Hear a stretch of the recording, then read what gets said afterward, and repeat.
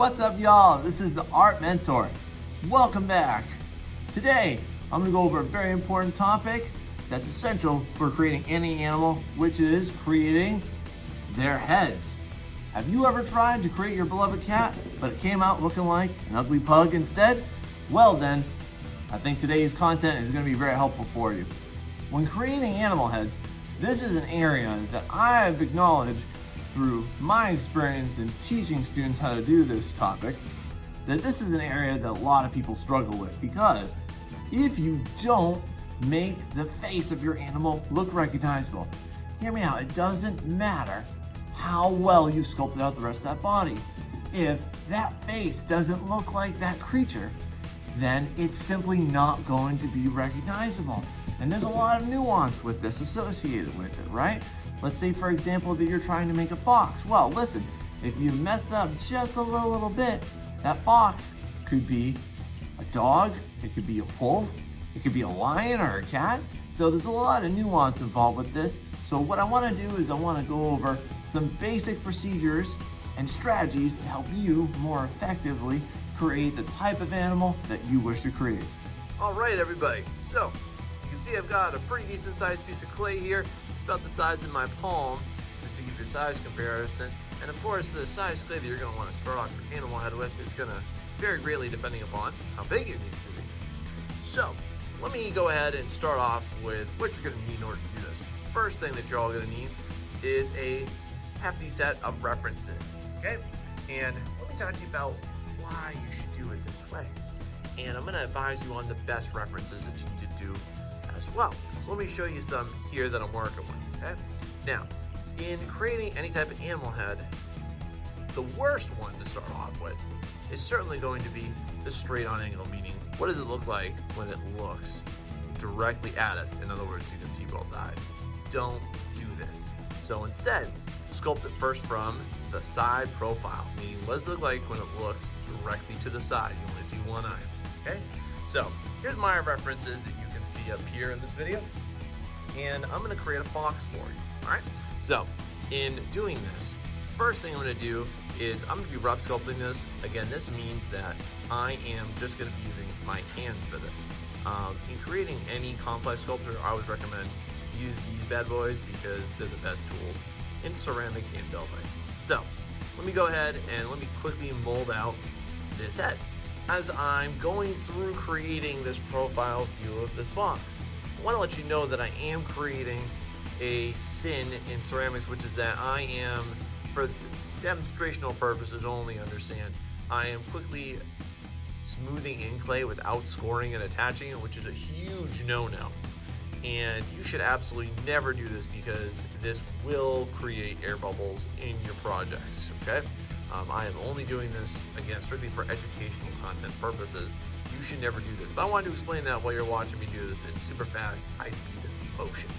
All right, so here we go. Let's learn the next steps. As you can see here, I've molded out what does my fox face look like in profile right here, all right? Essential anatomy that I have definitely addressed here would be where the nose is, where the bridge is, and where the little bump for where the brow would be, as well as the top of the cranium. Each animal is gonna have a totally different, unique profile, and that's why we wanna go ahead and knock this out first. You also notice as I was doing this, I was turning it just to make sure that this is going to be symmetrical on both sides, because it's really kind of disappointing when you do it from this side and then you turn it over and it's like, whoa, that was awful on this side, okay? So now that I've done that, yes, now it is a safe time to go ahead and start to sculpt this from a forward-facing angle, okay? All right, so to start this off, let me go ahead and I want to show you some things that you should absolutely never, ever, ever do when you're trying to make a realistic animal face. Now, if you're trying to do something stylized, you can do whatever you want, but if you're trying to make it actually look like this, like I am, incorporating realism, here's some stuff that you should never, ever do, okay? So here's kind of sin number one is, please, for goodness sake, do not have bulging eyes like this, okay? This is a really common error that I see. And let me just tell you here, if you ever see anything like this charging out of the woods at you, like run like your life depends on it, because this thing is in, it's disease, it's a zombie, it is not of this universe, not of this world at least, okay? So don't do that. Another silly thing that people do in regard to eyes is they'll put them, and they'll think of them like humans do, and they'll put them right here, like right in the middle, forward facing.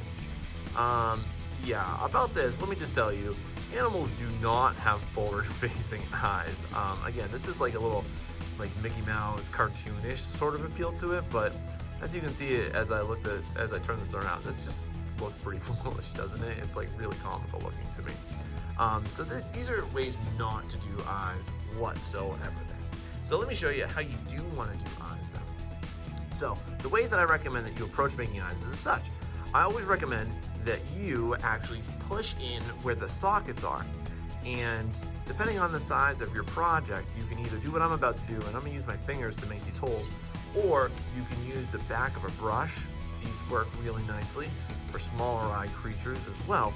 But yeah, I'm gonna go ahead, I'm gonna use my fingers, and I'm just gonna make sure this aligns to its profile as I'm looking at this too. But just FYI, notice how my fingers are at an angle right here. I'm not gonna push straight down forward because that would violate the sin that I just spoke about. So instead what I'm gonna do here is I'm just gonna make sure that they're about even. That's pretty good there. And I'm gonna push in. And that's gonna create a socket for my eyes there. I'm gonna make sure that they're a little bit more even at this point. Slightly not. And there we go. So now I've created some sockets for my eyes. I found that if you create the sockets and then proceed to the next step, you're gonna get much better depth out of it. Now again, this matches up to what I was talking about before. You should always see this more from the side than straight on there. Now, in order to put the eyes on there, okay, what you wanna do is you actually wanna make a little clay ball. And this shape right here needs to be a sphere, okay? Make sure that this is absolutely not an oval or an almond or something like that. And I'm gonna talk to you about that, why you should not do that in the next steps here. But essentially, here's the proportion that you wanna remember. The eye, in most mammals, in most creatures in fact, the proportion is half the size of the socket. That's what it is for humans, that's what it is for just a lot of animals as well. So I'm gonna go ahead, I'm gonna put that in there. And then I'm gonna do the same thing on the other side here, just so you can see that, all right? I'm putting that dead in the center as well, all right? So you can see that this right there, what that's looking like so far. Now, I'm not done yet with these eyes, obviously, because this looks pretty horrific, am I right? Like this thing just looks like it hasn't slept for about 4 years worth of time, or it is becoming a zombie with these big bags under its eyes. So, to fix that, here's what we want to do. We want to roll some little tiny coils. So I'm going to take some of my extra clay that I have left over here, and I'm going to roll some really tiny little coils. I'm just going to roll it between my fingers in order to accomplish this task. All right. And I'm actually going to create some eyelids for my fox. Okay. Create some eyelids for that fox. And I'm gonna do the same thing on the top and on the bottom. Now, back to what I was saying earlier about this. The reason why you don't want to do an oval or an almond shape is because no eye is actually an oval or an almond shape, at least for most creatures that I can think of as I'm making this video. All right, they're actually just a perfect sphere, and it's the lids that make them appear that way, especially on humans there. So definitely make sure that you are not creating those shapes, and instead you're creating a nice sphere. That's the shape that you want for this, okay? So now that I have those on right there, what I'm gonna do is I'm just gonna take my brush, kind of even that out for a moment here. That's how I'm gonna go ahead and I'm gonna attach that. You don't really need to score these little tiny pieces, by the way. You can get away with just kind of blending them in, and they should be a-okay. In all my experience, I've never had any issues whatsoever with scoring and attaching these, or having any issues with them not having been scored and attached. I'm using a cutting tool and loop tool in order to just define out where that sphere ends right here, by the way.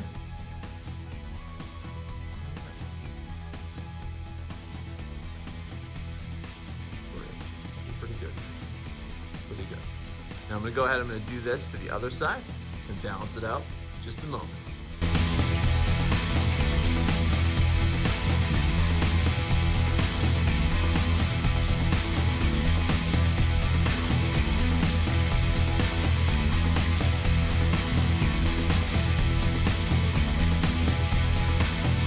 That's how you wanna go ahead and create eyes, because they're gonna look so much better like this and have proper depth on it.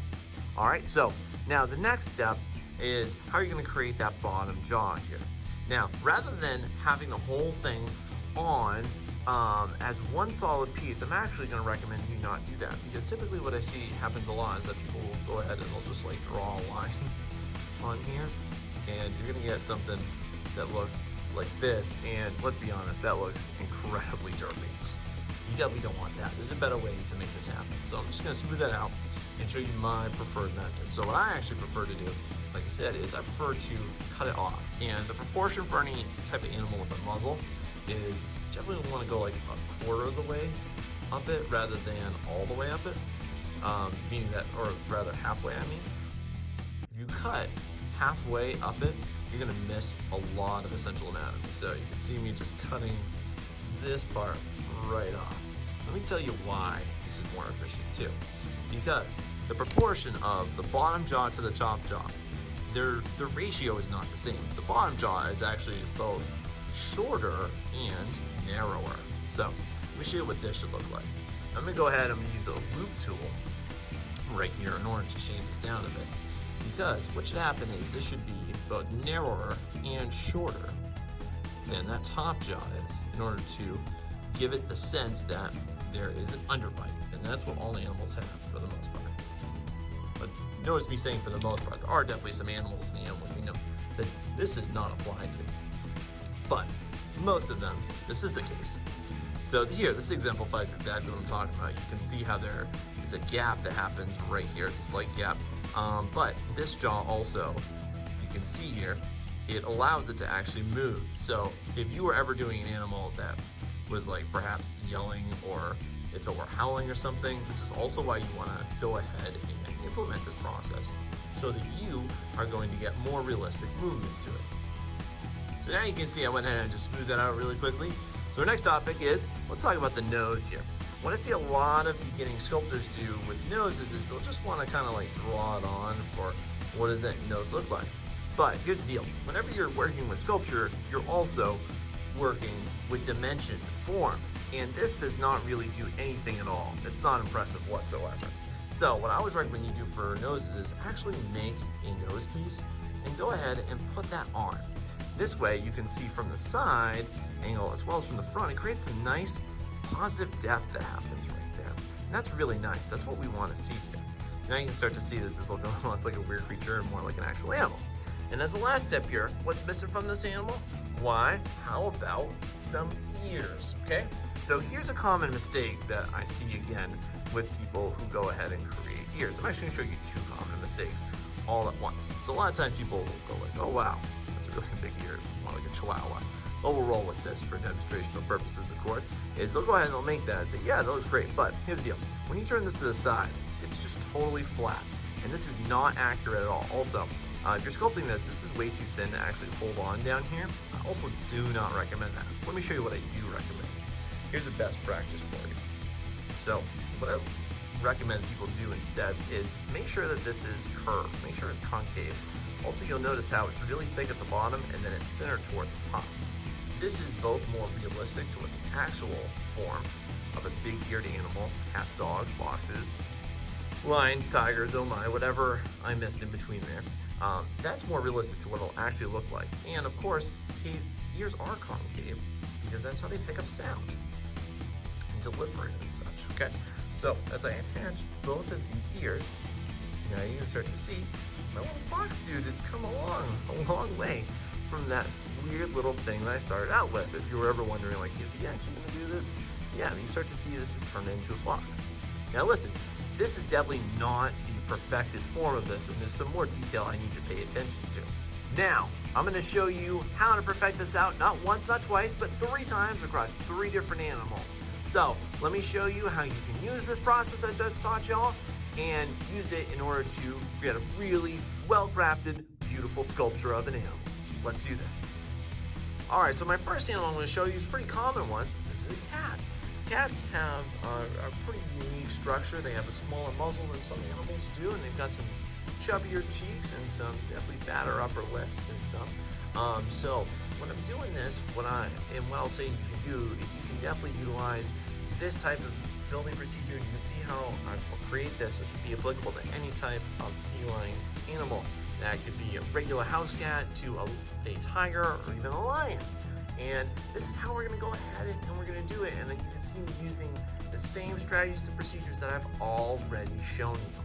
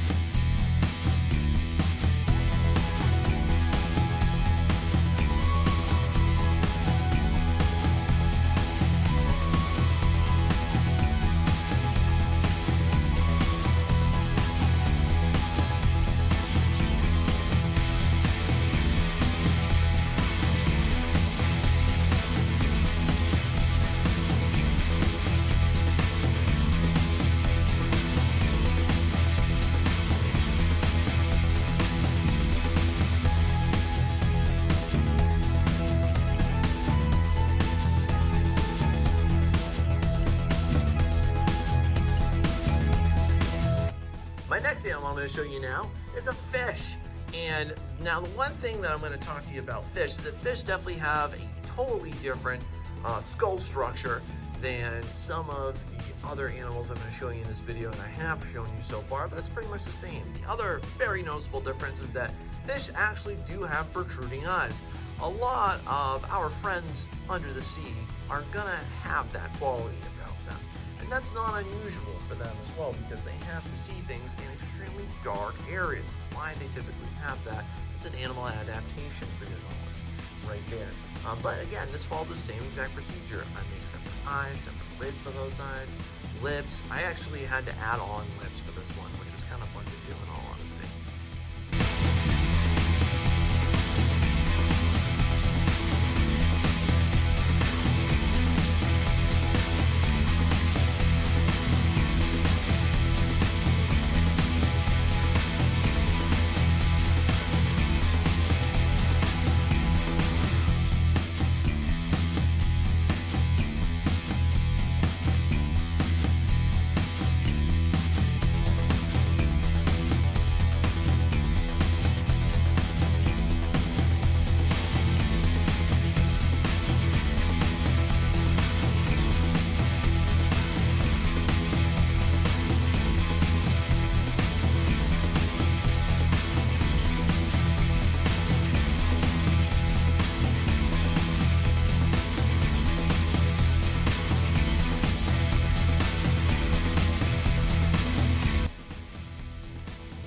And my last furry critter that I want to make for y'all today is a bear.